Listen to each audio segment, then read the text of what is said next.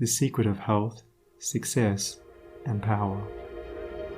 We all remember with what intense delight, as children, we listened to the never-tiring fairy tale. How eagerly we followed the fluctuating fortunes of the good boy or girl, ever protected in the hour of crisis from the evil machinations of the scheming witch, the cruel giant, or the wicked king. And our little hearts never faltered for the fate of the hero or heroine, nor do we doubt their ultimate triumph over all their enemies, for we knew that the fairies were infallible, and that they would never desert those who had consecrated themselves to the good and the true. And what unspeakable joy pulsated within us when the fairy queen, bringing all her magic to bear at the critical moment, scattered all the darkness and trouble, and granted them the complete satisfaction of all their hopes, and they were, happily ever after. With the accumulating years and an ever-increasing intimacy with the so-called realities of life, our beautiful fairy world became obliterated, and its wonderful inhabitants were relegated, in the archives of memory, to the shadowy and unreal. And we thought we were wise and strong and thus leaving forever the land of childish dreams. But as we re-become little children in the wondrous world of wisdom, we shall return again to the inspiring dreams of childhood, and find that they are, after all, realities. The fairy folk, so small and nearly always invisible, yet possessed of an all-conquering and magical power, who bestow upon the good health, wealth, and happiness, along with all the gifts of nature in lavish profusion, start again into reality and become immortalized in the soul realm of him who, by growth in wisdom, has entered into a knowledge of the power of thought and the laws which govern the inner world of being. To him the fairies live again as thought people, thought messengers, thought powers working in harmony with the overruling good. And they who, day by day, endeavor to harmonize their hearts with the heart of the supreme good, do in reality acquire true health, wealth, and happiness. There is no protection to compare with goodness, and by goodness I do not mean a mere outward conformity to the rules of morality. I mean pure thought, noble aspiration, unselfish love, and freedom from vainglory. To dwell continually in good thoughts is to throw around oneself a psychic atmosphere of sweetness and power which leaves its impress upon all who come in contact with it. As the rising sun puts to rout the helpless shadows, so are all the impotent forces of evil put to flight by the searching rays of positive thought, which shine forth from a heart made strong in purity and faith. Where there is sterling faith and uncompromising purity, there is health, there is success, there is power. In such a one, disease, failure, and disaster can find no lodgment, for there is nothing on which they can feed. Even physical conditions are largely determined by mental states, and to this truth the scientific world is rapidly being drawn. The old, materialistic belief that a man is what his body makes him is rapidly passing away, and is being replaced by the inspiring belief that a man is superior to his body, and that his body is what he makes it by the power of thought. Men everywhere are ceasing to believe that a man is despairing because he is dyspeptic, and are coming to understand that he is dyspeptic because he is despairing. And in the near future, the fact that all disease has its origin in the mind will become common knowledge. There is no evil in the universe but has its root and origin in the mind, and sin, sickness, sorrow, and affliction do not, in reality, belong to the universal order, are not inherent in the nature of things, but are the direct outcome of our ignorance of the right relations of things. According to tradition, there once lived, in India, a school of philosophers who led a life of such absolute purity and simplicity that they commonly reached the age of 150 years, and to fall sick was looked upon by them as an unpardonable disgrace, for it was considered to indicate a violation of law.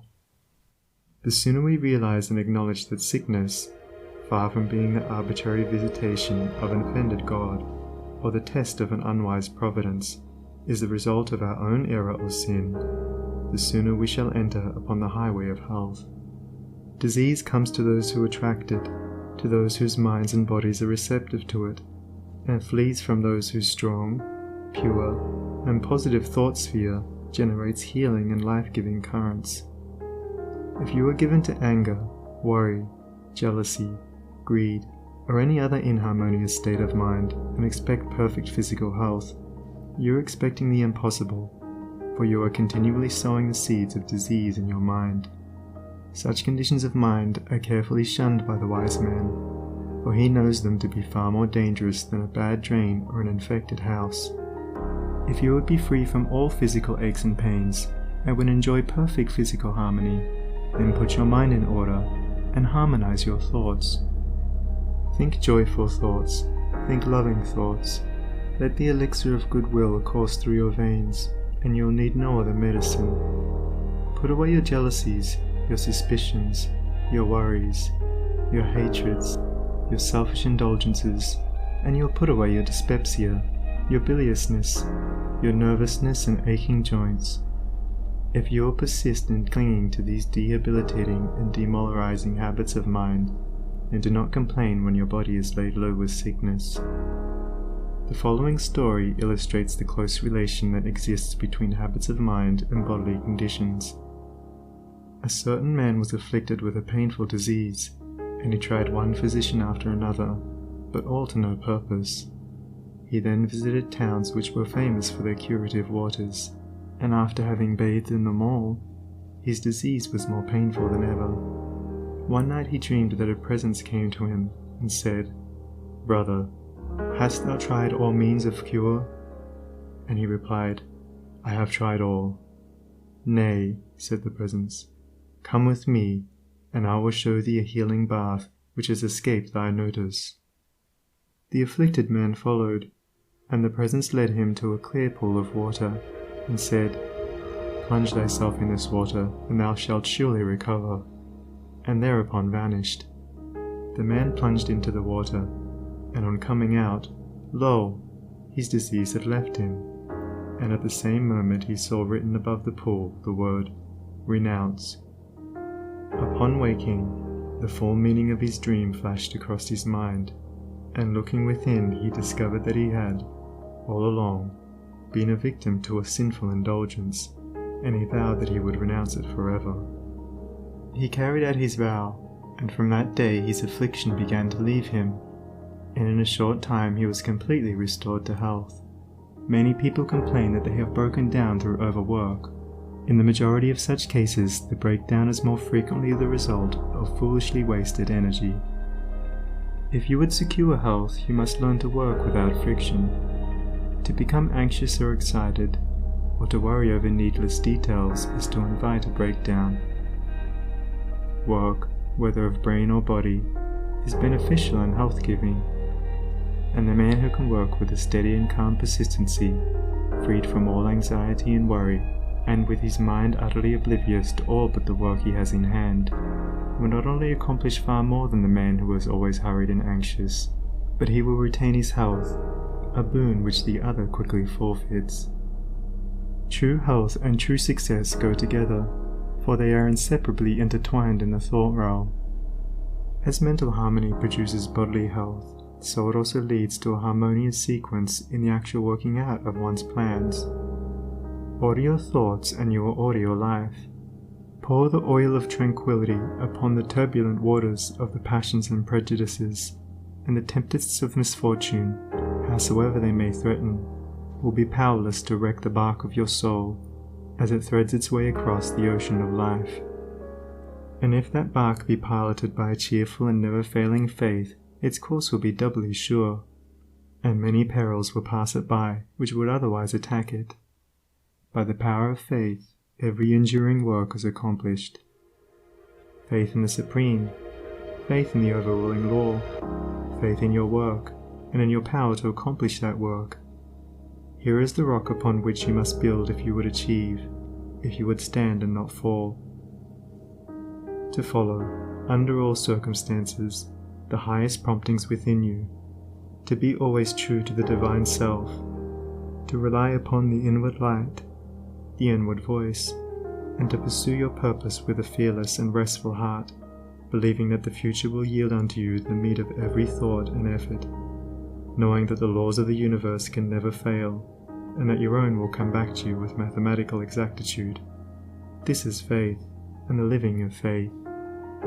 By the power of such a faith, the dark waters of uncertainty are divided, every mountain of difficulty crumbles away, and the believing soul passes on unharmed. Strive, O reader, to acquire, above everything, the priceless possession of this dauntless faith, for it is the talisman of happiness, of success, of peace, of power, of all that makes life great and superior to suffering. Build upon such a faith, and you build upon the rock of the eternal, and with the materials of the eternal, and the structure that you erect will never be dissolved, for it will transcend all the accumulations of material luxuries and riches, the end of which is dust. Whether you are hurled into the depths of sorrow, or lifted upon the heights of joy, ever retain your hold upon this faith, ever return to it as your rock of refuge, and keep your feet firmly planted upon its immortal and immovable base. Centered in such a faith, you will become possessed of such a spiritual strength as will shatter, like so many toys of glass, all the forces of evil that are hurled against you, and you will achieve a success such as the mere striver after worldly gain can never know or even dream of. If ye have faith, and doubt not, ye shall not only do this, but if ye shall say unto this mountain, Be thou removed, and be thou cast into the sea, it shall be done. There are those today, men and women tabernacled in flesh and blood, who have realized this faith, who live in it and by it day by day, and who, having put it to the utmost test, have entered into the possession of its glory and peace. Such have sent out the word of command, and the mountains of sorrow and disappointment, of mental weariness and physical pain have passed from them, and have been cast into the sea of oblivion. If you will become possessed of this faith, you will not need to trouble about your success or failure, and success will come. You will not need to become anxious about results, but will work joyfully and peacefully, knowing that right thoughts and right efforts will inevitably bring about right results. I know a lady who has entered into many blissful satisfactions, and recently a friend remarked to her, "Oh, how fortunate you are. You only have to wish for a thing, and it comes to you."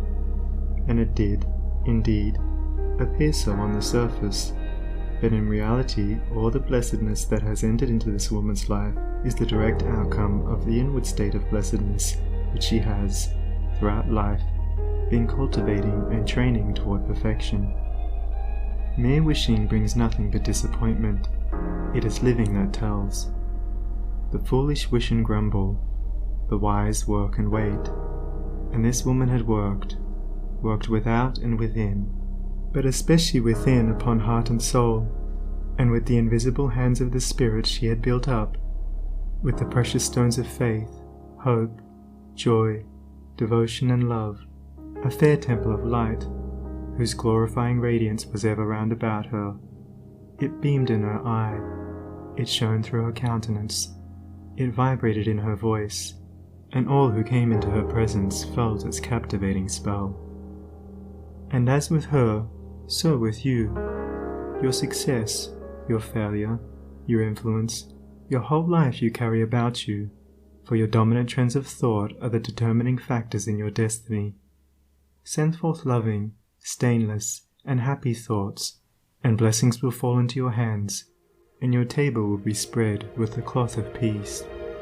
Send forth hateful, impure, and unhappy thoughts, and curses will rain down upon you, and fear and unrest will wait upon your pillow. You are the unconditional maker of your fate, be that fate what it may. Every moment you are sending forth from you the influences which make or mar your life. Let your heart grow large and loving and unselfish, and great and lasting will be your influence and success, even though you make little money. Confine it within the narrow limits of self-interest, and even though you become a millionaire, your influence and success at the final reckoning will be found to be utterly insignificant. Cultivate, then, this pure and unselfish spirit, and combined with purity and faith, singleness of purpose, and you are evolving from within the elements, not only of abounding health and enduring success, but of greatness and power. If your present position is distasteful to you, and your heart is not in your work, nevertheless perform your duties with scrupulous diligence, and whilst resting your mind in the idea that the better position and greater opportunities are waiting for you, ever keep an active mental outlook for budding possibilities, so that when the critical moment arrives and the new channel presents itself, you will step into it with your mind fully prepared for the undertaking, and with that intelligence and foresight which is born of mental discipline. Whatever your task may be, concentrate your whole mind upon it. Throw into it all the energy of which you are capable. The faultless completion of small tasks leads inevitably to larger tasks. See to it that you rise by steadily climbing, and you will never fall. And herein lies the secret of true power. Learn, by constant practice, how to husband your resources, and to concentrate them, at any moment, upon a given point. The foolish waste all their mental and spiritual energy in frivolity, foolish chatter, or selfish argument, not to mention wasteful physical excesses. If you would acquire overcoming power, you must cultivate poise and passivity. You must be able to stand alone. All power is associated with immovability. The mountain, the massive rock, the storm-tried oak, all speak to us of power, because of their combined solitary grandeur and defiant fixity, while the shifting sand, the yielding twig, and the waving reed speak to us of weakness, because they are movable and non-resistant, and are utterly useless when detached from their fellows. He is the man of power who, when all of his fellows are swayed by some emotion or passion, remains calm and unmoved. He only is fitted to command and control who has succeeded in commanding and controlling himself. The hysterical, the fearful, the thoughtless and frivolous, let such seek company, or they will fall for lack of support. But the calm, the fearless, the thoughtful, and let such seek the solitude of the forest, the desert, and the mountain top, and to their power more power will be added, and they will more and more successfully stem the psychic currents and whirlpools which engulf mankind. Passion is not power, it is the abuse of power, the dispersion of power. Passion is like a furious storm which beats fiercely and wildly upon the embattled rock, whilst power is like the rock itself, which remains silent and unmoved through it all. That was a manifestation of true power when Martin Luther, wearied with the persuasions of his fearful friends, who were doubtful as to his safety should he go to Worms, replied, "If there were as many devils in Worms as there are tiles on the housetops, I would go." And when Benjamin Disraeli broke down in his first parliamentary speech, and brought upon himself the derision of the House, that was an exhibition of germinal power when he exclaimed, "The day will come when you will consider it an honour to listen to me." When that young man, whom I knew, passing through continual reverses and misfortunes, was mocked by his friends and told to desist from further effort, and he replied, "The time is not far distant when you will marvel at my good fortune and success," he showed that he was possessed of that silent and irresistible power which is taking him over innumerable difficulties, and crowned his life with success. If you have not this power, you may acquire it by practice, and the beginning of power is likewise the beginning of wisdom.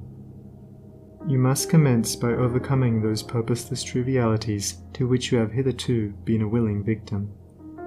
Boisterous and uncontrolled laughter, slander and idle talk, and joking merely to raise a laugh, all these must be put on one side as so much waste of valuable energy. St. Paul never showed his wonderful insight into the hidden laws of human progress to greater advantage than when he warned the Ephesians against foolish talking and jesting which is not convenient. For to dwell habitually in such practices is to destroy all spiritual power and life. As you succeed in rendering yourself impervious to such mental dissipations, you will begin to understand what true power is, and you will then commence to grapple with the more powerful desires and appetites which hold your soul in bondage and bar the way to power, and your further progress will then be made clear. Above all, be of single aim. Have a legitimate and useful purpose, and devote yourself unreservedly to it. Let nothing draw you aside. Remember that the double-minded man is unstable in all his ways. Be eager to learn but slow to beg. Have a thorough understanding of your work, and let it be your own. And as you proceed, ever following the inward guide, the infallible voice, you will pass on from victory to victory, and will rise step by step to higher resting places, and your ever-broadening outlook will gradually reveal to you the essential beauty and purpose of life. Self-purified, health will be yours. Faith protected, success will be yours. Self-governed, power will be yours. And all that you do will prosper, for, ceasing to be a disjointed unit, self-enslaved, you will be in harmony with the great law, working no longer against, but with, the universal life, the eternal good. And what health you gain, it will remain with you. What success you achieve will be beyond all human computation, and will never pass away. And what influence and power you wield will continue to increase throughout the ages, for it will be a part of that unchangeable principle which supports the universe. This, then, is the secret of health, a pure heart and a well-ordered mind. This is the secret of success, an unfaltering faith and a wisely directed purpose, and to rein in, with unfaltering will, the dark steed of desire. This is the secret of power. All ways are waiting my feet to tread, the light and dark, the living and the dead, the broad and narrow way, the high and low, the good and bad, and with quick step or slow, I now may enter any way I will, and find, by walking, which is good, which ill. And all good things my wandering feet await, if I but come, with vow inviolate, unto the narrow, high and holy way of heart-born purity, and therein stay. Walking, secure from him who taunts and scorns, to flowery meads across the path of thorns. And I may stand where health, success, and power await my coming, if, each fleeting hour, I cling to love and patience, and abide with stainlessness, and never step aside from high integrity. So shall I see at last the land of immortality, and I may seek and find, I may achieve, I may not claim, but, losing, may retrieve. The law bends not for me, but I must bend unto the law, if I would reach the end of my afflictions, if I would restore my soul to light and life, and weep no more. Not mine the arrogant and selfish claim to all good things, be mine the lowly aim, to seek and find, to know and comprehend, and wisdom-ward all holy footsteps wend. Nothing is mine to claim or to command, but all is mine to know and understand. End of chapter 5. Recording by